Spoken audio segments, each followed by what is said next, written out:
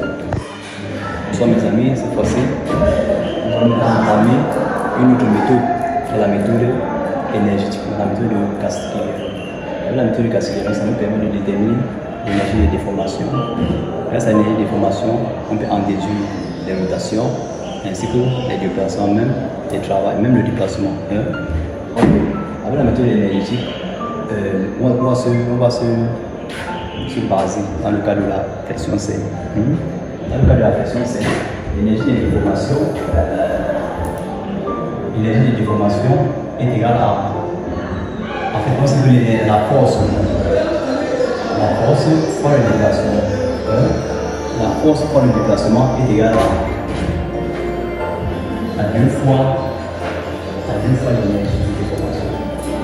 La force fois le déplacement est égale à 2 fois l'énergie de déformation. Et on va rester dans le cas de la pression C. Dans le cas de la pression C, nous avons des coefficients qu'on va analyser. En pression C, ce qui provoque plus de déformation, c'est le moment présent. On va négliger les forces relatives, négliger les forces normales ainsi de suite. Donc on va seulement rester dans le cas du moment présent. Parce que le moment présent provoque plus de déplacement par rapport à l'effort tensionnel. Il faut dans cet élément petit par rapport au moment présent. Ok. En pression simple, l'énergie est égale à 1 sur 2 pi. Donc 2 c'est la réactivité frictionnelle. L'intégrale du mouvement régissant au carré par rapport à plus. Voilà l'expression de l'énergie. Après ça continue, il y a encore l'effort changeant, l'effort normal nouvelle, c'est tellement petit par rapport au mouvement régissant. On va souvent rester dans le cadre. On va travailler le mouvement régissant. Ok. Maintenant, voici l'expression de l'énergie. On va travailler l'énergie avec la méthode énergétique. Pour trouver l'expression de la rotation ou le déplacement, on délivre l'énergie par rapport à une force. Voilà la méthode énergétique. Pour déterminer l'expression de la rotation, on délivre toute l'énergie par rapport à une force. C'est-à-dire, avec la méthode énergétique, ce qui provoque la rotation, c'est la présence d'un moment. Ce n'est que comme les cas de la vitesse normale. La méthode énergétique, ce qui provoque la rotation, c'est la présence d'un moment. Ce qui provoque le déplacement, c'est la présence d'une force. C'est-à-dire, si on veut par exemple la rotation, on va faire la dérivée. On dérive, c'est-à-dire la dérivée partielle sur le but. On va faire la dérivée partielle de l'énergie par rapport à un moment. Donc, si on veut trouver la rotation, on dérive l'énergie par rapport à un moment.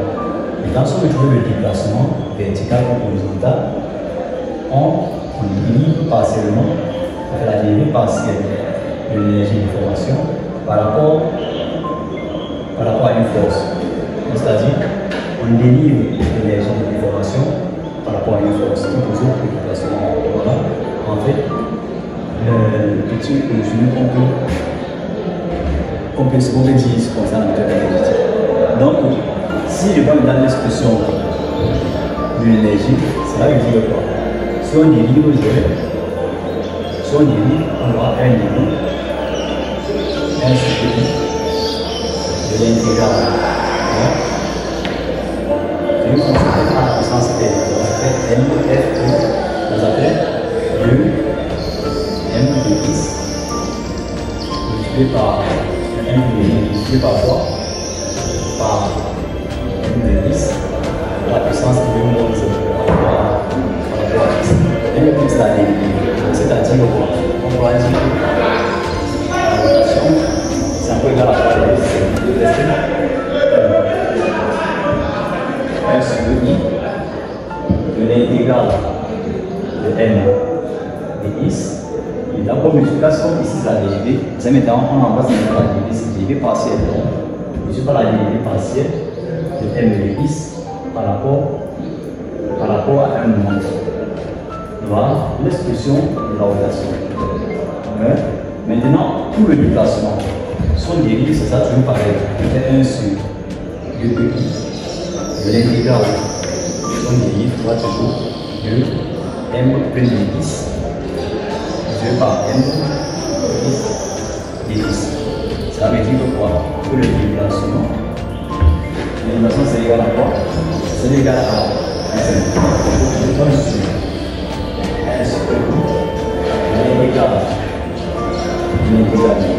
M de 10. Et je vais par la division de M de 10. On va passer la dépasser. Je vais par la division, passer les M de 10 par rapport. Si on a divisé par rapport à une force, par rapport à la force qui vous voulez passer. Par rapport à la force qui vous c'est dépassé. On va voir un peu comment faire pour utiliser la rotation pour le déplacement par la méthode énergétique. Ok, nous allons parler d'un exemple.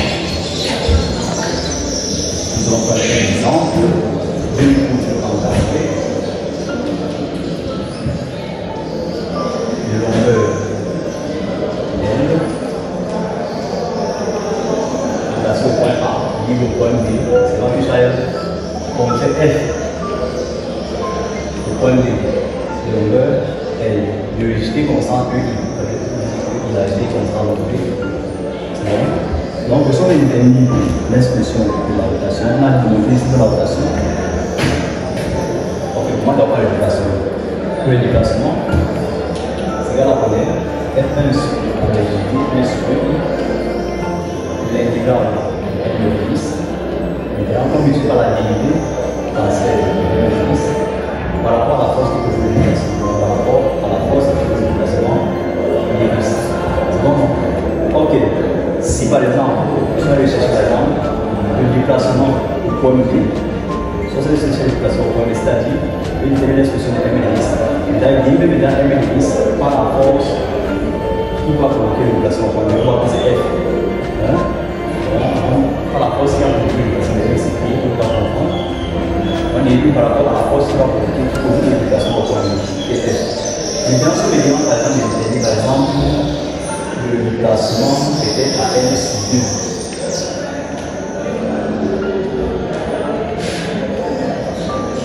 Je vais appeler ça, par exemple, le point B, le point C. Ici, on va voir comment on détermine le déplacement au point B, au point C. Donc, au point C, quand c'est au point de la nature énergétique, c'est pour trouver le déplacement, c'est la première force. Mais au point C, on ne voit pas. On ne voit pas de force qui peut provoquer le déplacement. Donc, on a fait de pour tout introduire une force fictive. On va voir ça à toutes les deux façons. Ok. Donc, nous sommes chercher le déplacement. Le point 9. Déplacement.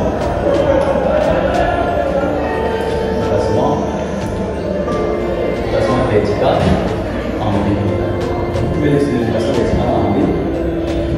Pour une équation verticale en B, il faut trouver M de 10, puis je fais maintenant la division, je vais la division de M de 10 par rapport à la force qui est appliquée en l'équation, qui est la force qui donc pour M de 10, ici on a la pression, on fait la pression, c'est égal à quoi? C'est égal à P, il y a un mouvement en A, on va voir, ok, pour ceux qui ont un peu isolé, sur l'isole, c'est des si j'ai R, si j'ai P. L'essence est on soit là, c'est ici, on a R positif, et il égale R égale à P. Ça, c'est des exponents du mouvement ici, ça veut dire on a M A. Le centre, c'est comme ceci. On a M A positif, moins, et L égale à C. On va dire que M A égale à PL. M égale à PL. C'est-à-dire si je m'en plus, vous trouvez le puissant. Si je m'en plus, j'ai M A, si j'ai L, R A. Je ne peux pas prendre une distance, je vais appeler X. Ok. Ici j'ai M de 10. Donc si dans ce moment en ce point, ça va être quoi? J'ai M de 10 positif. Donc si dans ce moment en ce point, j'ai M de 10 positif. Moins R A, je vais pas, je vais pas aller X.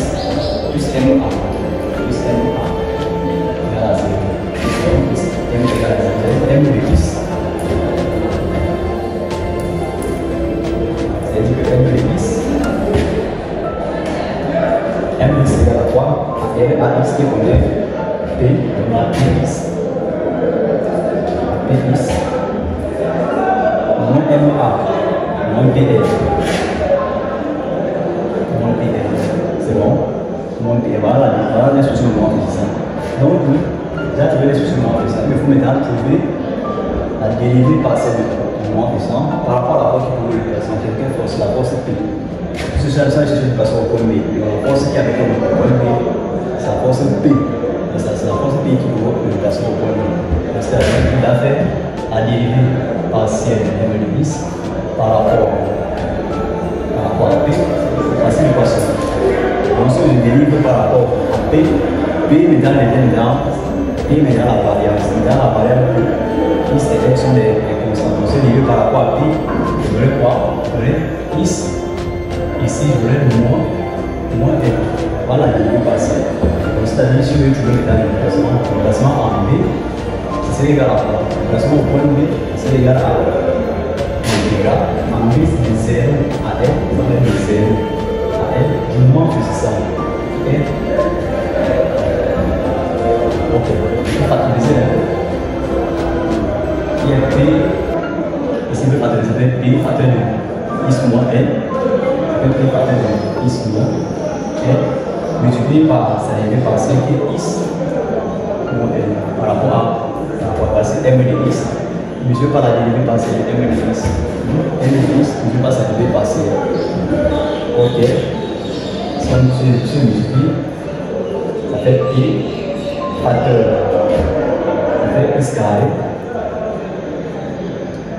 Moins xl. Ça fait moins 2 xl plus l carré par rapport à x. Donc, aussi définitive de x au cube sur 3, moins 2x carré L sur 2, plus L carré x qui va être 0, vers 0 à L. C'est le placement en ligne. Donc, si je remplace, ça me donne P facteur de L au cube sur 3, moins, si je simplifie ici, P c'est pareil. C'est x carré en remplaçant le métal,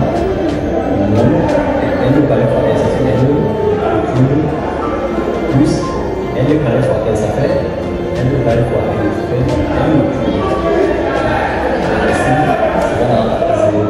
cela veut dire quoi? Cela veut dire que le déplacement en B est égal à quoi? C'est égal à DL au cube sur, on a oublié 1 sur 2 ici, ça fait 1 sur 2.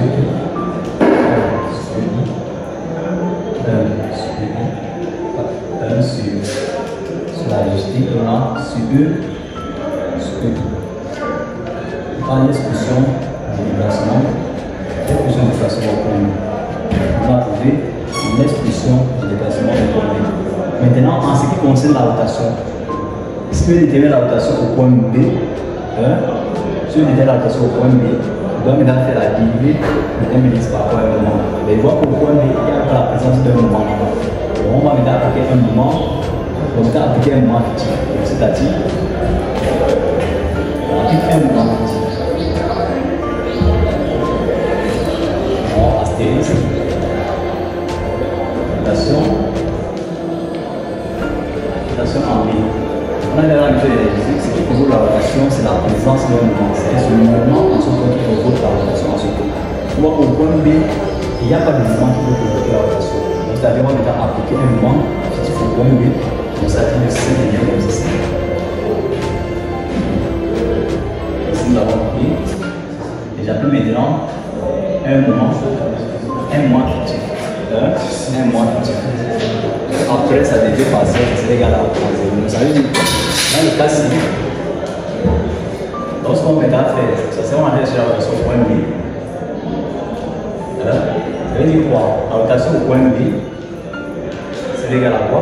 On va faire 1 sur le I de la primitive de M de x. Et donc, puisque nous avons la dérivée partielle de M de x, plutôt par rapport à un moment, mais qui serait égal à 0. Après l'élimination, c'est égal à 0. C'est un moment qui n'existait pas sur le système de départ. Après l'élimination, on va du moment là pour 0. Donc, on va travailler en fonction du moment et lorsqu'on va éliminer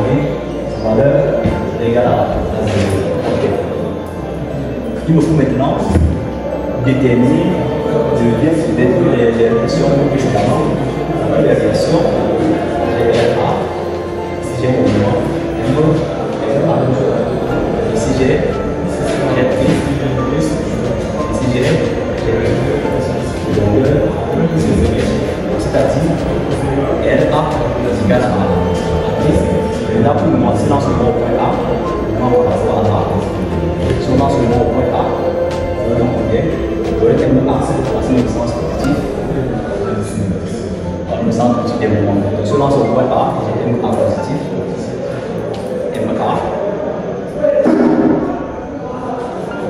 J'ai MA. Maintenant, si je lance, j'ai mon PL. Donc, PL plus M. Donc, moins M égale à 0. Donc, moins M, la valeur que je marque maintenant est égale à PL plus M. C'est bon? Donc, ici, je fais ma formule. Je fais ma formule, ça va être M de 10. Si je fais ma formule, c'est là. M de 10, ça va pas changer comme celui-ci. Si le mur en bas, c'est M à part sa valeur. On a moins R à 10. On a M de 10, c'est égal à M de 10 moins R à 10 plus MA égale à 0. Pareil ici. Donc, si on fait la formule pour moi, MA positif, RA, la piste ici. On va faire la première instance ici. Ici j'ai M, ici j'ai M, ici j'ai MA. Donc, RA. On va soulever 10 plus MA égale à 0. M de 10 est égal à moins, est égal à R. La base R a pas sa valeur qui est P. Maintenant P is moins MA. MA c'était combien? C'était moins PL moins M. C'est l'expression du moins ici. Donc on va faire la dérivée. On met dans la dérivée de M de 10. Par rapport à M, maintenant, si on a cherché la version par rapport à M. Donc, on a réussi à M. Donc, ici, ce sont les constants. Maintenant, c'est 0. 0, et c'est moins 0. Moins 0. C'est-à-dire, si on applique, on a la rotation 1B, c'est égal à combien? On a 1 sur. On peut définir l'intégrale qui va être 0 à L. 0 à L. On va mettre l'expression de M de 10 qui est P facteur de 2. Donc, ce qui est P is moins PL égale moins L. En fait, ça dirait par ce qui est moins par rapport à. On a dit après l'imitation, on remplace maintenant M par M égale à 0. Et si M égale à 0, alors M est égal à 0. Donc, c'est la relation de 1B égale à 1 sur 1 sur 2 de l'intégral de 0 à L. 2 P facteur de par P. P is moins L en facteur de 2. Ça divise par 0. C'est M vaut 0. Après l'élégation. M vaut 0. Maintenant, moins de et ici. Dans les sons primitives, on a 1 sur 2. Son primitive. Après son niveau. 0 à L, son niveau, vous voyez, P, facteur de moins X, plus L, moins X plus PL, ok, moins X plus L, son niveau, P moins X plus L par rapport à X. Avec son primitif maintenant, on a 1 sur 1, son primitif P, facteur, primitif par rapport à X, donc on a moins X carré sur 2. Plus L X qui va de 0 à L, on donne 1 sur 2 I. On a pris, on remplace, on donne L moins L carré sur 2 plus L carré. C'est bon. Ça veut dire que la rotation du point de est égale L moins L sur 1 L sur 2 fois P, ça fait et L carré sur 2 P. Sur 2 P.